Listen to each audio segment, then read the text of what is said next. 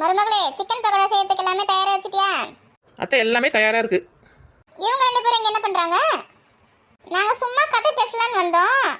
உங்க மருமக தான் உட்காந்து எங்களை இந்த இஞ்சி பூண்டாரே இந்த கொத்தமல்லி புதினாலாம் கிள்ளி வெயின்னு உட்கார வச்சிருக்கான்.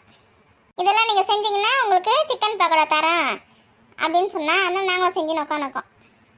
ஆமா அத்தை, சும்மா தர முடியுமா? சிக்கன் பக்கோடா வேணும்னு சொன்னாங்க, அதான் இந்த வேலை செய்யுங்க தரேன் அப்படின்னு சொல்லிட்டு உட்கார வச்சு வேலை வாங்கியிருக்கேன். வீட்டுக்கு வந்த விருந்தாளி இப்படி தான் வேலை வாங்குவாங்களா? அத்தை இவங்க விருந்தாளியா? நம்ம வீட்டு பக்கத்து வீட்டில் இருக்காங்க, இவங்க விருந்தாளியா? நம்ம வீட்டுக்கு வந்தவங்க நம்ம தான் உட்கார வச்சு வேலை செய்யணும். அவங்களாம் வேலை வாங்கக்கூடாது. சரி சரி, நீங்கள் பேசினே கதைங்க, டைம் ஆகுது. ஃப்ரெண்ட்ஸ், இன்னைக்கு நம்ம வந்து சிக்கன் பக்கோடா செய்யலாம். அதுக்கு தேவையான பொருள்லாம் சொல்கிறேன், நோட் பண்ணிக்கோங்க. கீதா, இவங்க யார்கிட்ட பேசினுக்காங்க? அது உனக்கு தெரியாதா? இவங்க ஒரு யூடியூப் சேனல் வச்சுருக்காங்க. அதில் வந்து சமையல் வீடியோலாம் போடுறாங்க. அந்த வீடியோக்காக தான் பேசினுக்காங்க. அப்போ வீடியோவில் நம்மளும் வருவோமா? அது தெரிஞ்சுதான் நைஸாக நான் இங்கே வந்து உட்காந்துருக்கேன். நம்மளும் வருவோம் அந்த வீடியோவில். ஃப்ரெண்ட்ஸ், தேவையான பொருட்கள்லாம் சொல்கிறேன், நோட் பண்ணிக்கோங்க. இஞ்சி பூண்டு பேஸ்ட்டு வந்து 1 டேபிள் ஸ்பூன், அப்புறம் கடலை மாவு வந்து 2 டேபிள் ஸ்பூன், அப்புறம் வந்து கார்ன்ஃப்ளவர் மாவு வந்து 1 டேபிள் ஸ்பூன், அப்புறம் மைதா மாவு 1 டேபிள் ஸ்பூன், அப்புறம் மிளகாய் தூள் அது வந்து 1 டேபிள் ஸ்பூன். நம்ம வீட்டில் அரைச்ச மிளகாத்தூள் இருந்தால் 1/2 டேபிள் ஸ்பூன் போதும். அதே நம்ம வந்து இந்த காஷ்மீரி மிளகாத்தூள் அதெல்லாம் சொல்லுவாங்க பார்த்தீங்களா, அது வந்து ஒரு டேபிள் ஸ்பூன் கொடுக்கலாம்.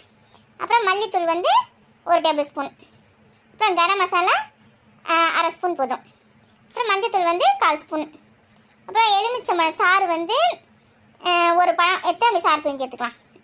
அப்புறம் ஒரு முட்டை எடுத்துக்கலாம். முட்டை வந்து மஞ்சக்கரு நமக்கு வேணாம், வெள்ளைக்கரு மட்டும் தான் தேவைப்படுது. அதனால் முட்டையோட வெள்ளைக்கரு மட்டும், ஒரு முட்டையோட வெள்ளைக்கரு. அப்புறம் தயிர் வந்து 1/4 கப்பு, உப்பு வந்து தேவையான அளவு, அப்புறம் கொத்தமல்லி புதினா கொஞ்சம், அப்புறம் கஸ்தூரி மெட்டி நம்ம யூஸ் பண்ணால் நம்மளோட விருப்பம் போட்டுக்கலாம், இல்லை வேணாம், நாங்கள் போடல. அப்புறம் எண்ணெய் வந்து வறுக்கிறதுக்கு தேவையான எண்ணெய், அப்புறம் கருவேப்பிலை வந்து கொஞ்சம், அப்புறம் 1/2 கிலோ சிக்கன் எடுத்துருக்கேன். இதுதான் ஃப்ரெண்ட்ஸ் சிக்கன் பக்கோடா செய்யறதுக்கு தேவையான பொருட்கள். மருமகளே, ஒரு பாத்திரம் வச்சுக்கேன் பாரு, உள்ள எடுத்துன்னு வா. பின்ன மாதிரி இருக்கா அத்தை? அதுவா? ஆமாம், அதான் எடுத்துன்னு வா. அத்தை அங்கே ஏதோ பாத்திரம்லாம் எதுவுமே இல்லை, இந்த மண்சட்டி தான் இருந்தது. ரொம்ப நல்லா தான் போச்சு. எடுத்துன்னு வா, இதே எடுத்துன்னு வா, கீழே வைடா. ஃப்ரெண்ட்ஸ், நம்ம முதல்ல இந்த பாத்திரத்தில் எல்லாத்தையும் போட்டு மிக்ஸ் பண்ணிக்கலாம் ஒன்று ஒன்றா. மருமகளே, அந்த கடலை மாவு எடுத்துட்டு வா. கடலை மாவு சட்டியில் போட்டேன் அத்தை. அடுத்தது மைதா மாவு போடு. போட்டேன் அத்தை. அடுத்தது கார்ன்ஃப்ளவர் மாவு போட்டுக்கோ. போட்டேன் அத்தை. அந்த மசாலா டப்பா தூக்கின்னு வா. மசாலா டப்பா எடுத்துட்டு வந்துட்டு அத்தை. இதில் வந்து மிளகாய் தூள் வந்து 1 ஸ்பூன் போட்டுக்கோ, மல்லித்தூள் வந்து 1 ஸ்பூன் போட்டுக்கோ, கரம் மசாலா 1/2 ஸ்பூன் போட்டுக்கோ போதும். மஞ்சத்தூள் வந்து ஒரு 1/4 ஸ்பூன் போட்டால் போதும். நீங்கள் சொன்னது எல்லாமே போட்டேன் அத்தை. இப்போ வந்து இஞ்சி பூண்டு பேஸ்ட்டு போட்டுக்கோ. ஃப்ரெண்ட்ஸ், அது வந்து நம்மளே அரைச்சதாக இருந்தால் நல்லா டேஸ்ட்டாக இருக்கும். நாங்கள் வந்து அரைச்சதாக வச்சுருக்கோம். போட்டுட்டேன் அத்தை. அடுத்தது என்ன போடணும்? இந்த முட்டையோட வெள்ளைக்கரு உடச்சி வச்சுருக்கோம்ல, அதை எடுத்து ஊற்று. ஊற்றிட்டேன் அத்தை. போய் எலுமிச்சை சாறு ஊற்றிக்கலாம். எத்தனை வா. எடுத்துட்டு வந்துட்டு அத்தை.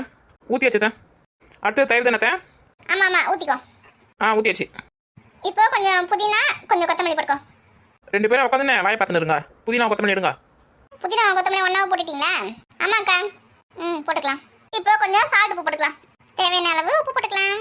மருமகளே, சிக்கன் எடுத்துன்னு வா. போட்டுட்டு அத்தை. இரு ஒரு நிமிஷம் இரு. முதல்ல இது எல்லாத்தையும் நல்லா கலந்துக்கிறேன். சிக்கன் போடு. சிக்கன் அதில் போட்டு நல்லா பிசைஞ்சு ஒரு 2 மணி நேரம் ஊற வைக்கணும்.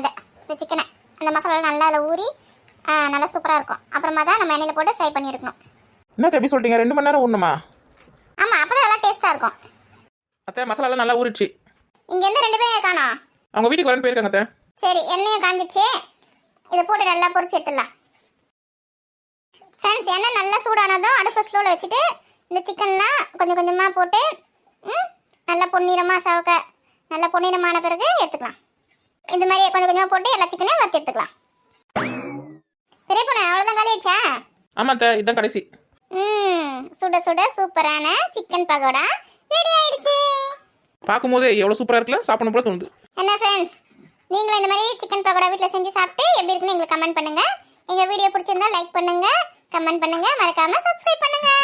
ஃப்ரெண்ட்ஸ், உங்களுக்கு யார் யாருக்கெல்லாம் சிக்கன் பக்கோடா பிடிக்குமோ கமெண்ட்ல எஸ் அப்படின்னு கமெண்ட் பண்ணுங்க. பாய்.